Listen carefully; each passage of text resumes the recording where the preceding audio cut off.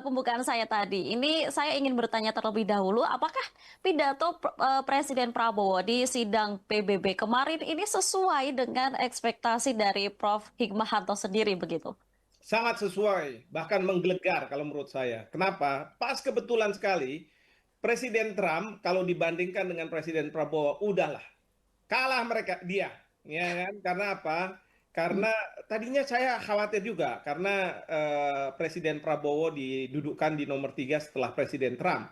Saya khawatir kalau Presiden Trump menggelegar lalu kemudian juga memberikan harapan-harapan kepada dunia. Ternyata pidatonya selain memakan waktu yang sangat panjang, justru menjelekkan negara-negara, bahkan menjelekkan presiden sebelum Presiden Trump dan lain sebagainya. Dan ini sangat kontras dengan Indonesia yang disampaikan oleh Presiden Prabowo. Presiden Prabowo tidak menyebut misalnya negara, walaupun beliau mengecam tindakan yang dilakukan oleh Israel dianggap sebagai human catastrophe, tapi beliau tidak menyebut nama Israel di situ. Tapi orang sudah tahu bahwa itu Israel. Tapi kalau Presiden Trump kan menyebut nama itu. Lalu kemudian beliau sangat punctual sesuai dengan waktunya, paling sedikit apa namanya eh, menambah gitu ya. Tapi semuanya sudah pas. Dan setelah ada pidato dari Presiden Prabowo, negara-negara itu pada tepuk tangan. Dan alasannya kenapa tahu? Alasannya karena Trump mengatakan bahwa PBB itu nggak dibutuhkan.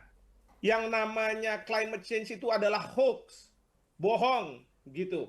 Dan kemudian dia minta supaya negara-negara di Eropa memperketat keimigrasian sehingga tidak mendapat negara-negara apa warga dari negara-negara ya tentu kita tahu lah dari Timur Tengah, ya kan?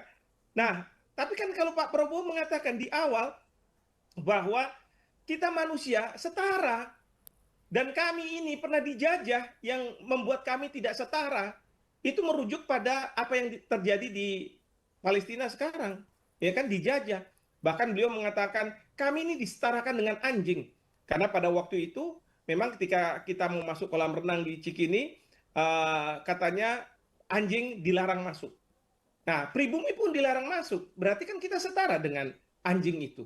Itu pesan yang sangat kuat, gitu ya. Lalu kedua, Presiden Prabowo bicara pentingnya UN, ya bahwa UN itu adalah tempat di mana kita bisa membicarakan berbagai masalah dunia, ya multilateralisme.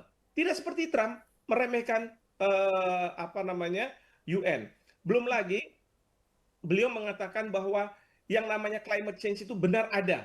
Nah, buktinya apa? Buktinya di Jakarta itu setiap tahun 5 senti naik. Dan kita sekarang di Indonesia membuat seawall ya untuk mencegah hal tersebut. Bahkan beliau mengatakan bahwa soal Palestina ya, kalau Trump bilang ini negara-negara barat, Prancis mungkin Spanyol dan lain sebagainya, itu Hamas diberi hadiah. Padahal Hamas itu menyandera, membunuh. Tapi dia diberi hadiah apa? Diberi hadiah pengakuan terhadap Palestina. Nah ini kan salah kaprah. Ya, ini yang kita bela itu bukan Hamasnya. Yang kita bela adalah rakyat Palestina. Dan dunia tahu itu. Jadi Presiden Prabowo justru mengatakan sebaliknya bahwa Palestina itu harus diakui. Bahkan beliau tahu bahwa Israel ingin sekali membuat hubungan diplomatik dengan Indonesia, mendapat pengakuan dari Indonesia sebagai sebuah negara. Presiden mengatakan, boleh kita akan akui kamu, tetapi akui dulu Palestina.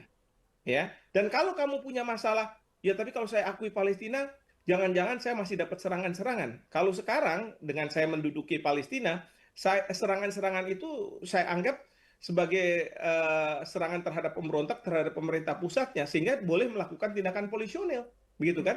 Tapi Presiden Prabowo mengatakan apa? Enggak, soal serangan kami jamin.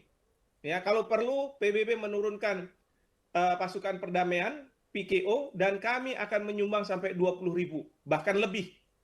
Artinya apa? Ini nggak sekedar omon-omon. Artinya beliau ingin benar-benar menjalankan apa yang disampaikan. Ini berbeda dengan Presiden Trump yang sering kalau bahasa Jawa mengenyek gitu ya, mengenyek negara-negara lain. Bahkan waktu mengenyek Brazil presidennya, itu Presiden Lula udah hampir naik kursi itu. Untung aja ditenangkan oleh stafnya kalau kita lihat ya pada saat itu. Nah, jadi kesopan santunan itu menjadi hal yang juga penting di dalam menyampaikan pidato, tidak seperti Trump seolah-olah di depan itu bukanlah kepala negara, kepala pemerintahan, tapi staf-stafnya beliau. Nah, itu yang saya lihat, sehingga yang saya dengar bahwa Presiden Prabowo mendapatkan 8 kali tepuk tangan, ya, bahkan di akhir ada standing ovation. Jadi ini sungguh sangat luar biasa yang dilakukan oleh Presiden Prabowo. Download Tribun X sekarang, menghadirkan lokal menjadi Indonesia.